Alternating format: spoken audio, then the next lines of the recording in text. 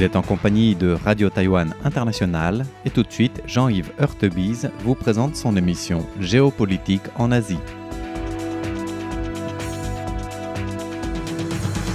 Chers auditeurs de Radio Taïwan International, bonjour pour ce nouveau podcast de notre émission Géopolitique en Asie. Nous allons faire un point sur la situation du christianisme en Chine et sur les relations entre le Saint-Siège et Pékin depuis la nouvelle l'accession à la papauté du nouveau pape Léon XIV. Et nous montrerons comment en fait il y a une certaine continuité par rapport à la position que fut celle de François, qui a fait évoluer, changer, transformer donc la position de la papauté à l'égard de la Chine, plus exactement du Parti communiste chinois. Alors en fait, l'événement dont on partira, parce qu'on part toujours d'un événement, puisqu'il s'agit de commenter l'actualité avec parfois donc en décalé, en différé.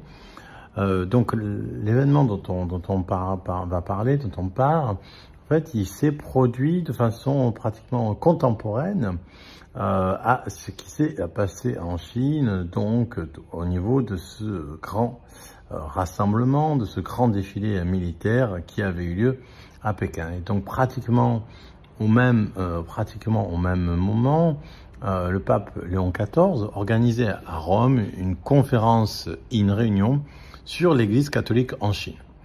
Donc cette conférence et réunion sur l'Église catholique en Chine, organisée à Rome par le pape Léon XIV, nous permet de voir en fait, à l'évidence, de voir à l'œuvre les mécanismes de continuité dans ce qu'on peut appeler la géopolitique de la papauté, la géopolitique papale, puisque la Chine reste un point de fixation assez important.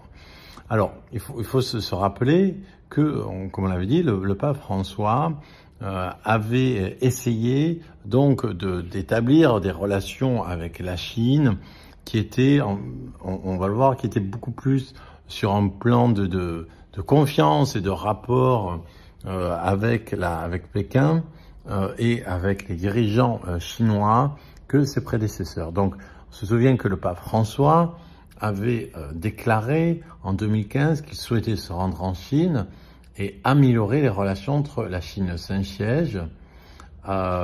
Et donc, il y a eu cet effort de pape François et plusieurs éléments de conciliation. On va y revenir, éléments de conciliation dans ce qui restait le principal point de tension entre l'Église catholique et Pékin et le Parti communiste chinois, à savoir la nomination des évêques.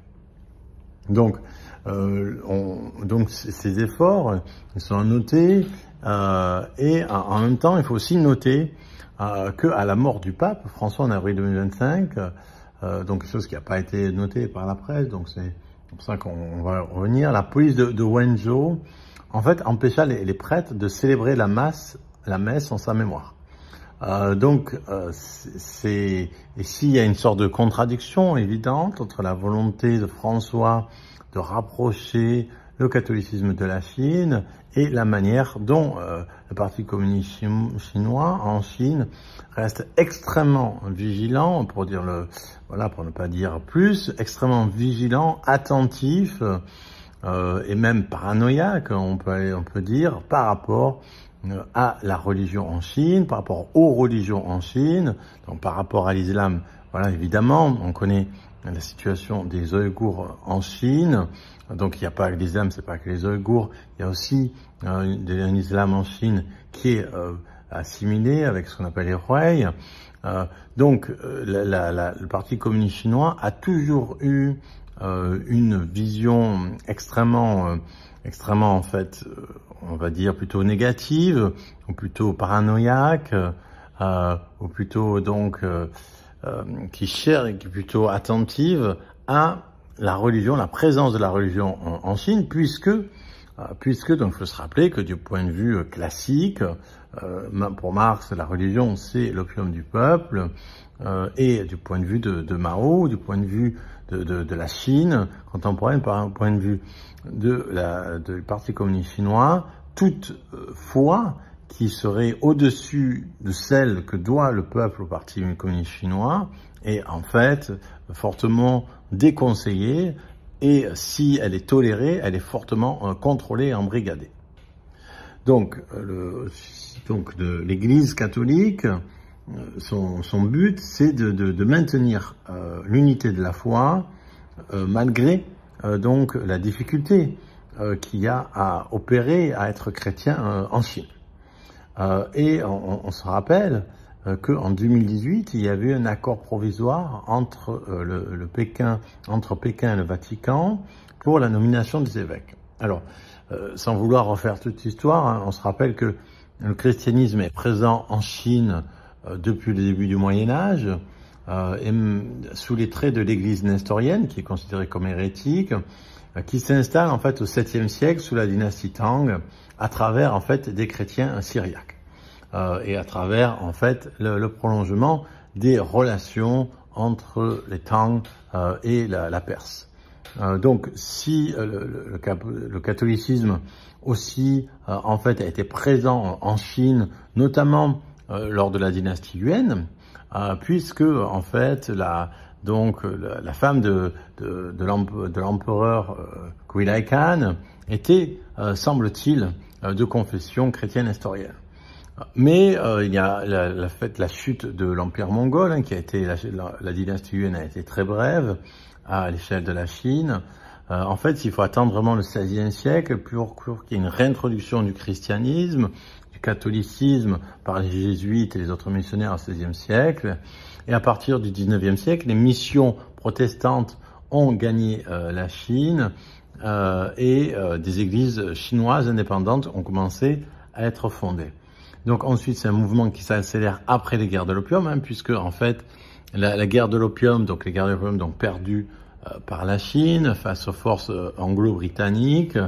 Donc la Chine va parler ensuite de siècles de l'humiliation, mais en fait, voilà, c'est dans les guerres, ça arrive dans les guerres qu'il est perdant, et la Chine a perdu la guerre, donc elle était forcée d'ouvrir ses ports pour le commerce, et elle était aussi forcée d'accepter des missions. Le retour des missions qui avait été chassé, qui avait été suspendu à cause en fait de la querelle des rites au XVIIe siècle et en fait à cause surtout de l'Église elle-même, la manière dont l'Église a voulu imposer à la Chine un certain christianisme qui ne prenait pas en compte de la culture chinoise, notamment des rites que les Chinois adressaient à leurs ancêtres, a été une des causes de la fermeté à la fois de l'Église et du rejet de cette fermeté par les Ming et ensuite les Qing. Et donc il y a eu pendant un siècle avant la guerre de l'opium une sortie des missionnaires en Chine. Donc les missionnaires retournent en Chine après les guerres de l'opium à la fin du XIXe siècle et s'implantent de façon graduelle, surtout donc avec la République de Chine, et de façon plus compliquée à partir du moment où il y a le Parti communiste chinois en 1949. Donc selon les statistiques officielles, on serait passé de 4 millions de chrétiens avant 1949, 3 millions de catholiques et 1 million de protestants, à plus de 44 millions en 2018, 38 millions de protestants et 6 millions de catholiques.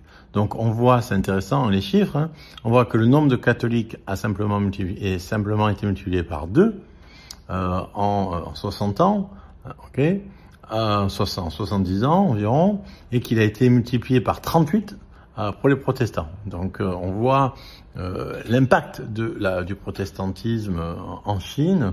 Hein, voilà, les chiffres parlent d'eux-mêmes. Alors si on prend les chiffres non officiels, on serait aujourd'hui à 67 millions de chrétiens en Chine. 67 millions, en gros, c'est la population française. Donc, c'est un chiffre important, moins que les membres du Parti communiste chinois qui sont estimés à 80 millions. Donc, il faut savoir aussi que les Chinois de plus de 18 ans ne sont pas autorisés. Ils ne sont autorisés à adhérer qu'aux groupes chrétiens enregistrés auprès de l'un des 3 organismes publics. Donc il faut attendre 18 ans pour s'affilier à un groupe chrétien et seulement 3 sont possibles.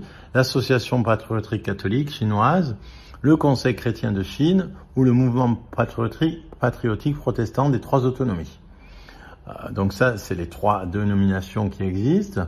Mais en fait, de nombreux chrétiens, surtout depuis l'arrivée des communistes au pouvoir, de nombreux chrétiens sont aussi membres de réseaux informels et d'églises souterraines qui sont donc commencés à proliférer dans les années 1950. Et depuis 1949, la Chine maoïste poursuit une politique de sinicisation des religions qui s'est intensifiée, exacerbée avec Xi Jinping. À partir du moment où Xi Jinping est arrivé au pouvoir, il y a un processus de sinisation qui touche toutes les religions, qui est évidemment, encore une fois, le cas du Xinjiang, mais qui touche aussi d'autres dénominations, et notamment donc le christianisme. Et donc depuis, en fait, selon un rapport d'une ONG, depuis le 2018, on assiste en fait en Chine à la répression la plus sévère à l'encontre du christianisme depuis que la liberté religieuse a été inscrite dans la Constitution de 1989. Donc la liberté religion a été inscrite dans la Constitution en 1982, un moment où la Chine était dans une démarche presque de libéralisation. Mais depuis, et surtout depuis 2018, il y a eu un retour de bâton extrêmement fort, un retour de contrôle extrêmement fort, et même des persécutions, destruction de croix, incendie de Bible, fermeture d'églises, mesures prises contre les églises clandestines, crucifix et images religieuses remplacées par des images de Xi Jinping. Tout ça, c'est quelque chose qui se met en place de façon de plus en plus forte à partir de 2018. Et le résultat, c'est qu'aujourd'hui, dans le classement Open Doors 2023 des pays où la persécution antichrétienne est la plus forte, la Chine se classe quand même au 16e rang. Voilà. Et donc, par rapport à ça, quelle est la position de la papauté? Que va faire France? Que va faire Benoît?